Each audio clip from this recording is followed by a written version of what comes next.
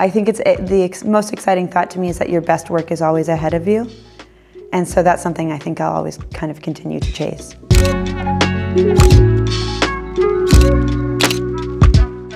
Hi, I'm Missy. Hi, I'm Maxine. And we're Mannequin Pussy, or 2 of the 4 members of Mannequin Pussy.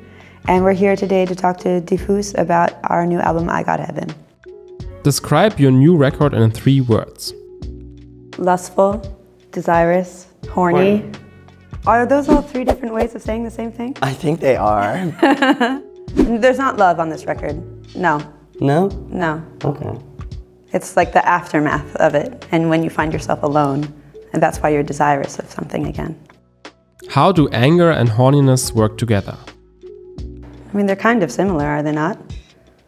Like, they excite something in you.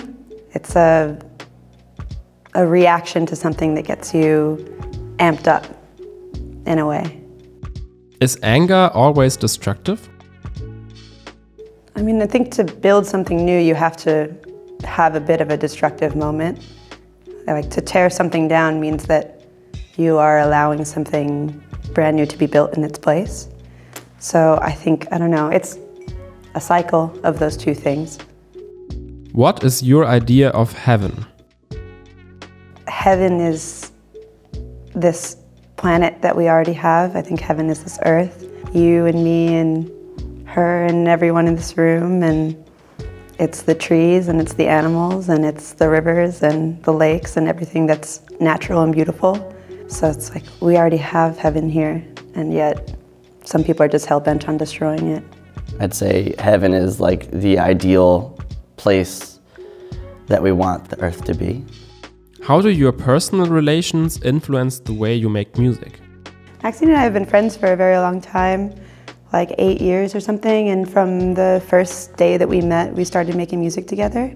I'm so inspired by her talents and her contributions and the way that she's able to kind of formulate songs and ideas, and I think basically for the past decade, we've just really learned how to work with one another in a creative context, and this is actually the first time that really we've been able to work together and then have finish something and that we get to show everyone. This has really given us the time to kind of focus on our work with each other, which is like my favorite thing in the world, and I'm extremely thankful to be playing with this band. Very lucky. What was recording in LA with John Congleton like?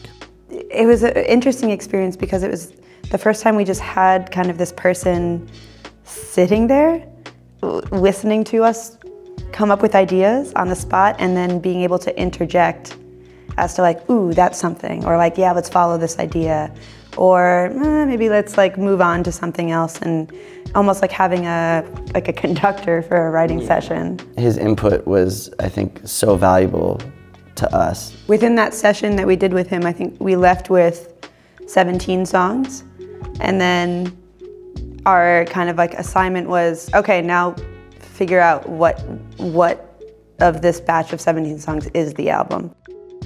What are your personal musical influences? It's funny because I personally listen to like very little rock music at this point. Like I listen to like hyperpop and like I'm a big Sophie fan, I'm a big Arca fan, I'm a big big A.G. Cook fan. I love pop music, but I grew up listening punk bands, shoegaze bands. I'm all over the place, so it's kind of hard to point to specific artists that I guess influence me. You have to open up your mind to all the different possibilities of music, because I've always described, especially as a songwriter or as a musician, it's like in our waking life, just as human beings, we experience a spectrum of emotions that are going to be different at any given point in the day. And why would our music then only reflect like 1% of that possibility of human emotion? There's just so many different things that we think and feel and experience, and I want our music to try to as closely encapsulate all that as possible. How do you feel about genres? I care less about genre. I mean, like, I don't know, there's certain words if I hear it, I'm like, oh, hell no, like I'm out. Like if someone called us pop punk, I'm They're It's on fight site. on site. They're fight Yeah. on site. Like, I will break you. There's some things I will not accept. Yeah. But everything else, I'm like, all right. Anything is cool. I'm just kidding. Whatever. Call us whatever you want if it makes you happy.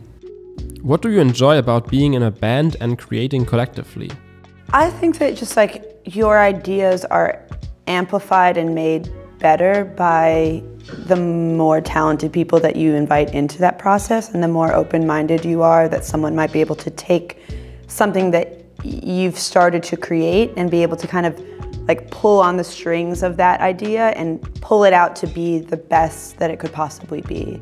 I love working with people that I trust and that might not do the same thing I would do and offer a different perspective. I think that's really important.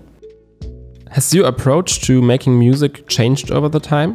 When the project really first started, I was just chasing catharsis anywhere I could possibly find it, and it was almost more of this performance art. And then just allowing something to evolve at its own pace and not trying to force it in any way.